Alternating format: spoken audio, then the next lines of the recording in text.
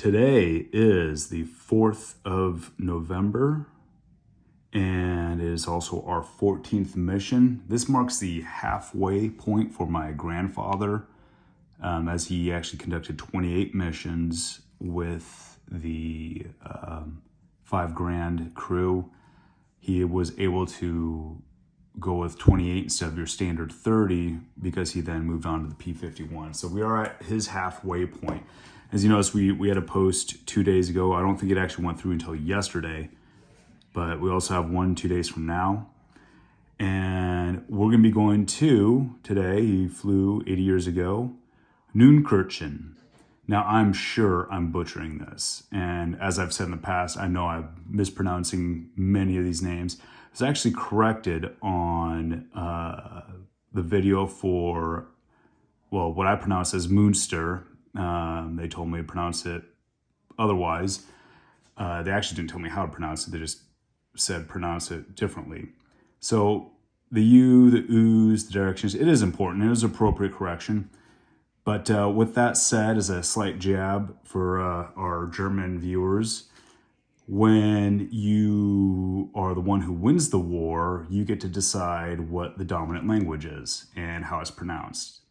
So back at you for that. No, that's a friendly jab though.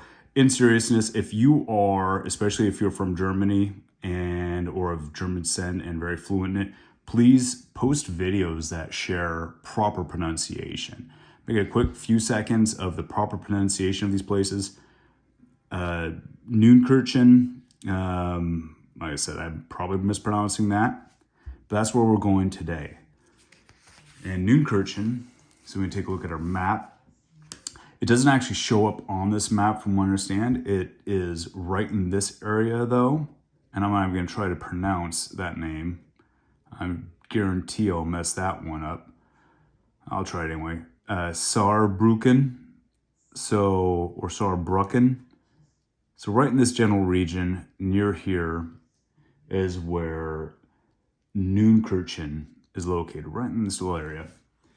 Before we go into the mission itself and the description by Sergeant McBride, as I said, I'm going to be sharing war memorabilia through all this. I don't know that I've shared this one before, but this watch is one that my grandfather wore when he flew. And it's actually an Army Air Corps issued watch. I mean, it's even got the tracking numbers, the spec number, serial number, part number.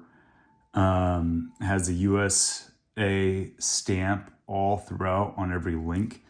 And despite the age of it, 80 years plus, because it's made before, it's still, look at that flexible band. It's incredible. It's got an incredible flex. The only thing that's a downside to it is it's no longer ticking. So I would actually probably have to have a watch dealer take a close look at it. I think it's more than a battery issue. It's probably a wind-up watch. I know that when my grandfather started to become senile, but my dad reported to very much play with the dial here quite a bit. So one of these days I may take this in and see about getting it fixed. But yeah, another cool piece of history. They actually issued watches, at least to the pilots, in World War II. All right, moving on to the mission. So this is a much shorter one today. You can see it's just this one paragraph by Sergeant McBride. Neunkirchen, Germany. He misspelled it. He put Neunkirchen. This was the perfect way to fly mission 1 day. Let me start over. This was the perfect way to fly. Mission 1 day on and the next off. Got up at 3:15, briefed at 5. Started to take off at 7:15, but all officers were recalled for another briefing. So obviously this is probably a change of plans that happened there. At 8:35, we finally took off. Flew around forming until 10:30, then left England at Dover and entered France below Calais. Not sure how that's pronounced. We're at 26,000 feet when we crossed over into Germany.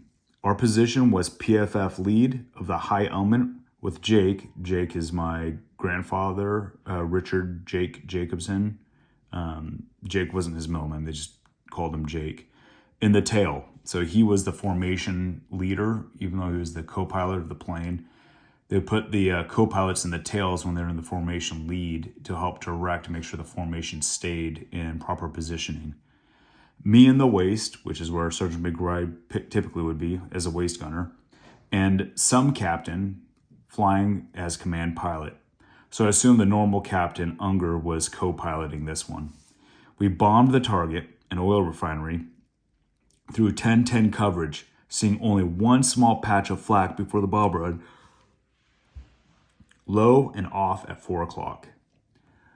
Landed at the base at 3:15 p.m., saw no enemy planes, and had fine P-51 and 47 protection all of the way. So not a lot discussed in this one. We're not even fully sure as to this oil refinery. We don't have a whole lot of details of the effects, whether they hit it or not, because they couldn't even see. You know, they had a lot of coverage of clouds that are dropping using the radar system that we talked about in past videos, the PFF. And not a lot to this one. So next one will be on Wednesday.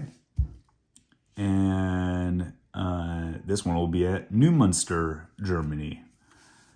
So stay tuned for that in 2 days on Wednesday.